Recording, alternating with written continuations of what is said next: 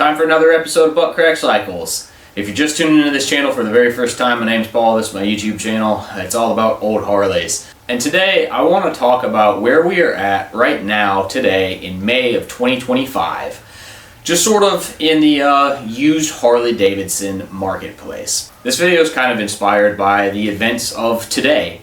About an hour ago, I went to go look at a motorcycle for sale. Thankfully, it was only like 8 miles away from my house, so I didn't have to drive very far to go see it.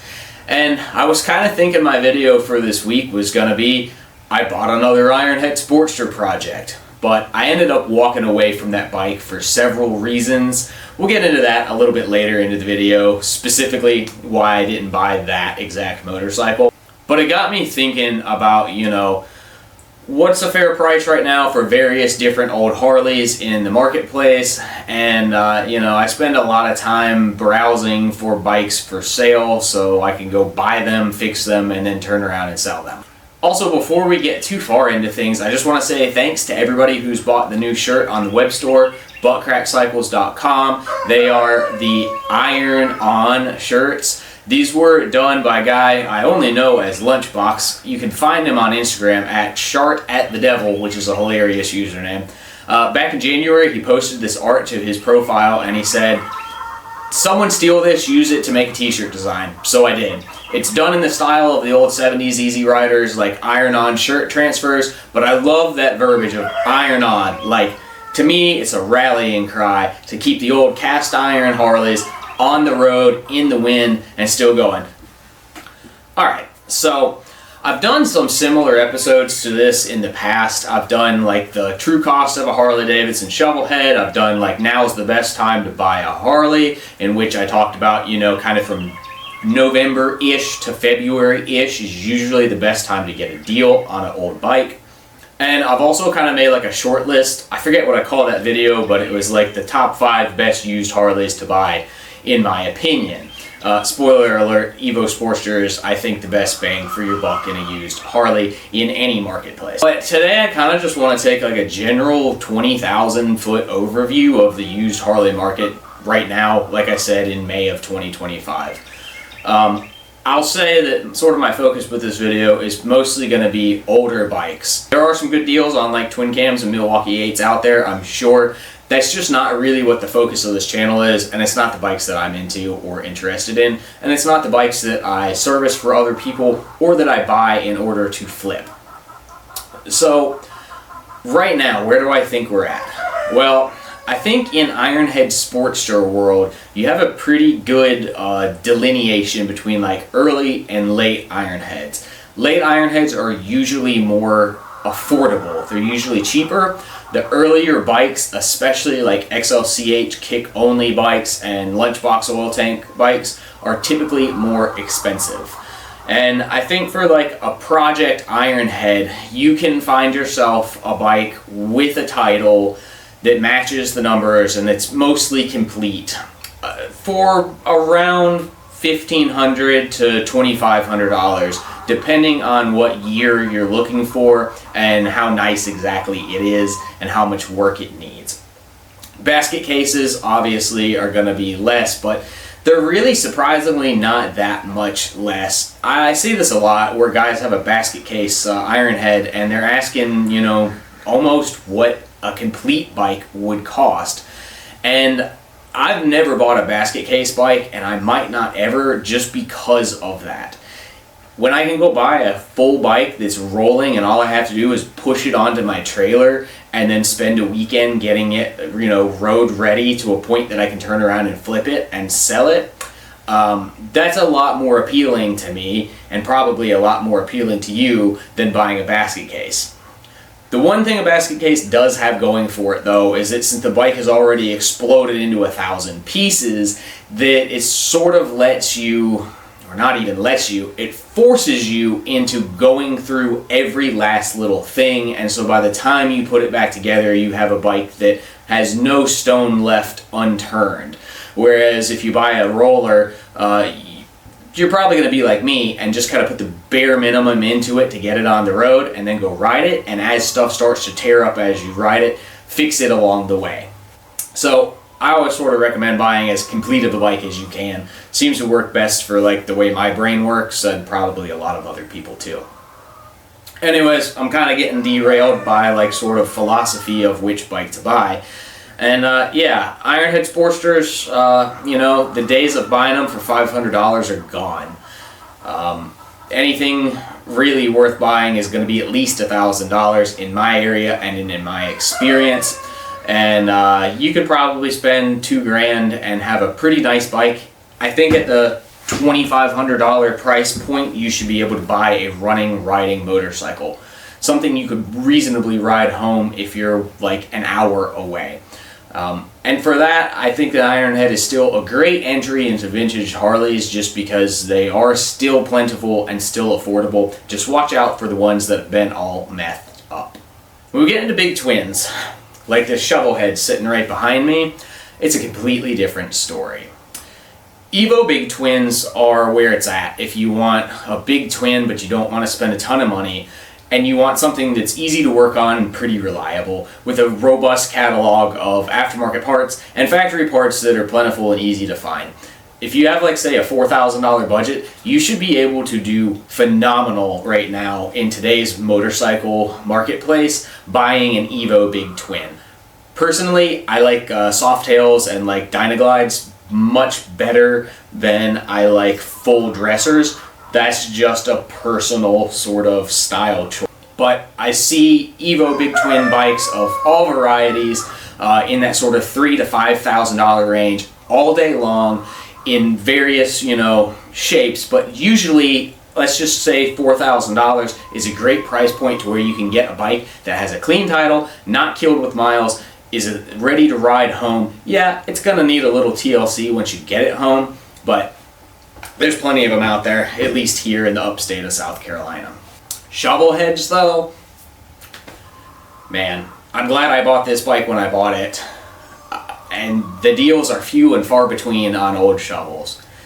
Slab side shovels, unobtainable for someone of my income. I'd love a slab shovel. Or generator shovel, whatever you want to call it. Cone shovels, on the other hand, are still somewhat affordable, but the days of riding titled $2,500 cone shovel heads are far beyond us. They're long gone. Inevitably, I'm going to say this and someone's going to write in the comments, I bought a titled 76 FX last month for $600 and it ran perfectly and I rode it 700,000 miles home. I try and keep it real on this channel. I understand that some people do get screaming deals on a bike every once in a while, but that's like a once in a lifetime, one time only thing. And as someone who kind of has a revolving door of motorcycles, I realize that that doesn't happen every single day, and it doesn't happen to all of us. The reality of the situation for most of us buying bikes is that we're going to be able to get them kind of like at an average price, and if you can do 10 or 15 or 20% better than that, then good for you. You got a pretty good deal. And the screaming deals come along every once in a while, but most of us are paying sort of roughly market value or a little bit less if you're patient and drive a hard bargain like I try to do. So with that being said, Shovelheads, where are we at on them?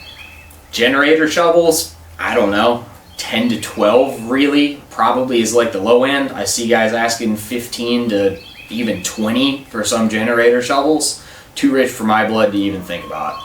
Cone shovels, like a riding bike that has some problems and you're gonna have to throw some money at and fix it up, it's like a $5,000 bike these days. I think if you're looking for a Shovelhead that you can just take home and then immediately start riding, and I'm not gonna say without any problems because there's always gonna be a problem, it's a Shovelhead. You're probably more in like the $6,000, $7,000, $8,000 range. Again, depending on what exactly you want out of a bike and where you live and how patient you are waiting for the right deal. Panheads, I don't even know if I want to talk about pans in this video. I'd love to own a Panhead. I will never be able to own a Panhead. You're talking 20 grand for something decent. Something that's like an absolute pile, maybe 10. If you're under 10 on a Panhead, it's probably going to be a huge, massive project with probably some title issues. I don't even know if it's worth talking anymore about Panheads. this is kind of just a grassroots, blue collar, everyday working man's channel or working woman's channel, and Panheads are unobtainable for most of us. But the good news is my little favorites, the Evo Sportster. Not a bike that I currently own right now. I actually just sold an Evo Sportster to a viewer of this channel, a guy named Chris. He drove all the way from Tampa, Florida up to buy a 93 Evo Sportster that I had. So thanks, Chris.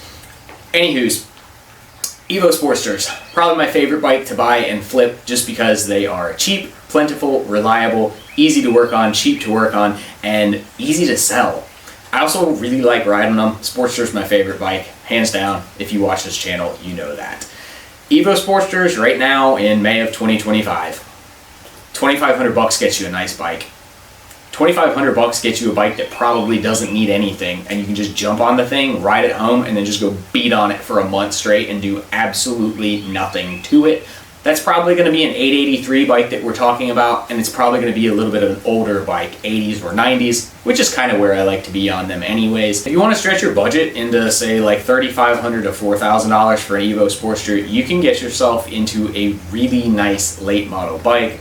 Rubber mounted fuel injection if you want to, and yeah, you can have what I would consider essentially like a brand new bike for a third of what the cost of one of those new Nightsters, whatever the hell the Sportster replacement's called. So that's really it. I just wanted to sit down out here in my shop. It's raining outside. I've got some work to do on my Ironhead that's sitting right here in front of me, but I can't quite get to it right now. I'm looking off camera at the bike, and I have a huge pile of Shovelhead and Panhead parts to sort through off camera this way. Some of those are already on the web store and will be continued to be added. And yeah, I just thought I might come out here and talk for a few minutes. Finally, I said that I would get into why I didn't buy the bike that I went to look at. The bike I went to look at today was a 77 Ironhead Sportster. I found it on Facebook, like I said, like 15 minutes away. The guy had 3 terrible pictures in the listing. I sent him a message, gave him my phone number, he called me, and we arranged to meet. So I drove over there with the trailer and went out in his shed and looked at the thing, and the first thing I noticed is that there is no frame number on the frame. There's no VIN stamped into the frame where it should have been. And it looked like maybe somebody had ground it off and then bondoed over it and then painted over that. You could tell there was like a bondoed area where the frame number should have been. And on top of that, someone also had welded crash bars onto the frame and then put some really janky set of forward controls on this thing. And I didn't know about the VIN issue before I went to look at it, but I did know about the sort of homemade crash bars. And I wasn't too turned off about that originally, but those two things together, having frame modifications and no visible VIN, really put me off. He had a title, it was in his dad's name, who had passed away, signed in the wrong spot and ripped in half, and it matched the engine serial number at least. So probably I could have titled that bike in South Carolina, but I just kind of knew having that weird frame number mismatch issue was probably a can of worms I didn't want to open, especially as a bike that I was planning to resell. He was asking $1,500 for it, and at $1,500, there's plenty of other fish in the sea.